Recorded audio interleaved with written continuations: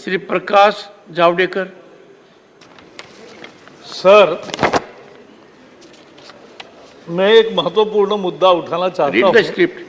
हाँ?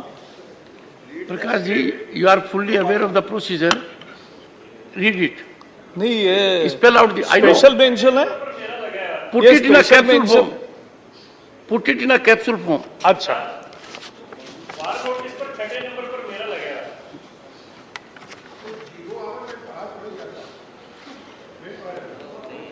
Today I am बाहर की बात कम, अंदर की ज्यादा करो। जो बाहर गए हैं उनको भी मेरा निमंत्रण अंदर आने को है। यस। जावड़ेकर। आज देश में कुछ शक्तियां ऐसा प्रयास कर रही है कि देश की शांति, सद्भाव और सामाजिक सौहार्द को ठेस लगे, और ऐसे प्रयास जगह जगह दिखने को मिल रहे हैं। और इसलिए जैसा आपने अभी कहा, भारत की तरक्की को तो जैसे कुछ लोग पसंद नहीं करते तो इस तरह का माहौल बनाते हैं।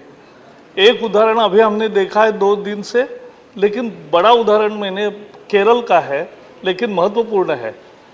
एक पॉलिटिकल पार्टी की यूथ विंग एक प्रोसेशन निकालती है, और प्रोसेशन में क्या नारे देते हैं? You won't chant Ramayana, will hang you in your temples and will burn you alive. Shame. अब इस तरह के नारे, ये बहुत ही दुर्भाग्यपूर्ण है। और सबसे दुर्भाग्यपूर्ण है कि ऐसे नारे लगाने वालों पर कोई कार्रवाई नहीं हुई है। ओ शेम। राज्य सरकार ने संज्ञान नहीं लिया। वो जो पॉलिटिकल पार्टी है उन्होंने कहा कि जिसने नारे लगाए उसको हमने सस्पेंड किया है। मैं समझ नहीं रहा हूं, 300 कार्यकर्ता उसमें है, 300 कार्यकर्ता जला देंगे बोल रहे हैं, उन पर कोई कार्रवाई नहीं, जेल में डाला पार्टी द्वारा भी। उचित कार्रवाई। और ये इतना भयंकर आज केरल का पूरा माहौल बिगाड़ने का और देश का माहौल बिगाड़ने के जो प्रयास हो रहे हैं, ऐसा ही एक प्रयास है। मुझे तो लगता है कि सुप्रीम कोर्ट को भी स्वयं संज्ञान लेना चाहिए, क्योंकि सुप्रीम कोर्ट अभी अनेक चीजों का स्वयं संज्ञान लेती है, तो इससे ज्यादा और गंभीर क्या होगा? 2 मजहबी फॉलोअर्स में वैमनस्य पैदा करना, यह देश के एकता को चैलेंज है, एकात्मता को चैलेंज है। इसमें निश्चित कार्रवाई हो, यही मेरी मांग है। श्री रामचंद्र जांगड़ा। मैं सदन का ध्यान एक गंभीर विषय की तरफ आकर्षित करना चाहता हूं। मानव राजस्थान से निकली हुई गाड़ियां लोहार एक जाति है। कहते हैं कि ये लोग महाराणा प्रताप की सेना में हथियार बनाने का काम करते थे, लेकिन महाराणा प्रताप के बलिदान के बाद इन्होंने इस कसम के साथ मातृभूमि छोड़ दी कि जब तक मेवाड़ पर स्वराज्य स्थापित नहीं होगा तब तक घरों को नहीं लौटेंगे। इतिहास मान्यवर कुछ भी हो, लेकिन ये सच्चाई है कि लोहे के औजार या उपकरण बनाने में इनका कोई मुकाबला नहीं है। ये महीन से महीन लोहे का उपकरण भी बिना किसी आधुनिक मशीन और औजार के बनाने की दक्षता रखते हैं।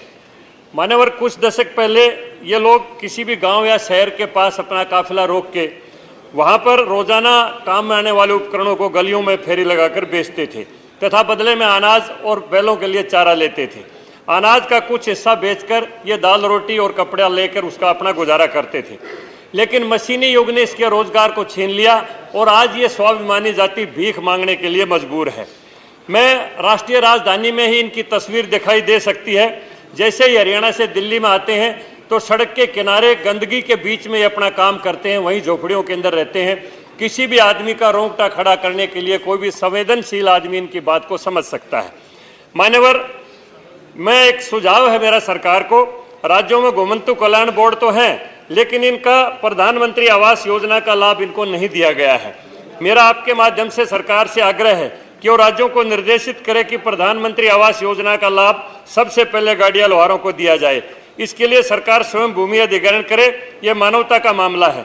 इनको क्लस्टरों में बसाकर वहीं इनके लिए स्वास्थ्य, शिक्षा, आधुनिक कौशल और प्रशिक्षण की व्यवस्था किया जाए। मान्यवर, ऐसे असुविधाजनक वातावरण में रहते हुए भी अगर इनके बच्चों को, युवक युवकों को देखेंगे तो इनकी सुंदरता और सुडौलता देखने को ही लायक है। इसलिए इसके अतिरिक्त केंद्र सरकार कानून में प्रावधान करे कि जो भी सामान्य या पिछड़ा वर्ग का कोई भी युवक घुमंतु परिवार की लड़की से शादी करता है तो दोनों परिवारों को 5-5 लाख रुपए दिए जाएं और उसके साथ उस युवती के जो संतान पैदा हो उनको आगे की शिक्षा और स्वास्थ्य की मुख्य सुविधा दी है ताकि ये भी मुख्य धारा में आके देश के अच्छे नागरिक बन सके। धन्यवाद। वाजपेयी।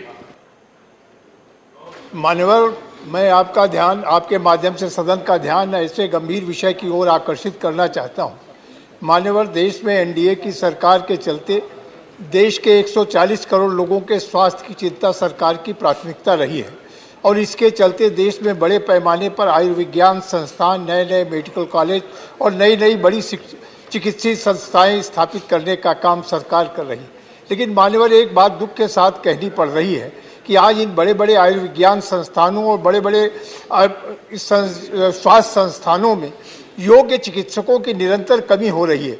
उसका कारण है कि जहां कहीं भी हमारे सुपर स्पेशलिटी डॉक्टर्स इन सरकारी संस्थानों में नियुक्त होते हैं और उसके बाद निजी क्षेत्र के जो चिकित्सालय हैं उनके एक आकर्षक पैकेज देकर उन लोगों को वहां से पलायन कराने के लिए विवश किया करते हैं। मान्यवर, पैसा एक ऐसा कारण बन गया है कि जिसके चलते योग्य चिकित्सक हमारे सरकारी संस्थानों में, आयुर्विज्ञान संस्थानों में, मेडिकल कॉलेजों में नहीं रह पा रहे हैं और वो निजी अस्पतालों में चले जाते हैं। उसका सबसे बड़ा नुकसान ये होता है, जो मंशा है सरकार की कि गांव के गरीब को भी अच्छा इलाज मिल सके, उसको भी सुपर स्पेशलिटी इलाज की सुविधा मिल सके। लेकिन ये प्राइवेट अस्पताल इतने महंगे हैं, वहाँ पर जन सामान्य के लिए इलाज करना मान्यवर संभव नहीं होता और इसके चलते सरकारी अस्पतालों में जब अच्छे डॉक्टर पलायन कर जाते हैं तो उन अस्पतालों में भी मान्यवर यही स्थिति हो जाती है कि अच्छे डॉक्टरों के अभाव में अच्छा इलाज नहीं हो पाता। ये एक ऐसा गंभीर विषय है कि जिससे देश इसकी इस पर चिंता होनी चाहिए। और मान्यवर, आप तो ऐसे सुविज्ञ व्यक्ति हैं, आपकी सभापतित्व में मैं चाहूंगा इस पर कोई ऐसा दिशा निर्देश जारी हो कि हमारे सरकारी या विज्ञान संस्थानों में योग्य चिकित्सकों का पलायन रोका जा सके। मैं आपने इस समय दिया, धन्यवाद। Shri Sushil Kumar Gupta, not present. Shri Rakesh Sinha, briefly. महोदय, मैं आपका ध्यान ओनली अ मिनट एक ऐसे झील के बारे में दिलाना चाहता हूं जो 99 एकड़ यानी 99 एकड़ में फैला हुआ है। इसे मोइन झील कहते हैं। जब हम पर्यावरण के बारे में इतने चिंतित हैं, यह एक ऐसा झील है जो बिहार के बेगूसराय के भगवानपुर चट्टी में यह झील है और 99 एकड़ में फैले इस झील में मीठा पानी है और इसमें 100 स्फूर्त पानी आता है। सालों भर इसमें पानी रहता है। मेरा सरकार से निवेदन है कि इसे राष्ट्रीय स्तर की मान्यता दी जाए। जिस तरह से कांवड़ झील को रामसर साइट में शामिल किया गया है, उसी तरह से मोइन झील को भी रामसर साइट में शामिल करने और इस झील को और क्वेश्चन आवर और व्यवस्थित करने का प्रयास किया जाए।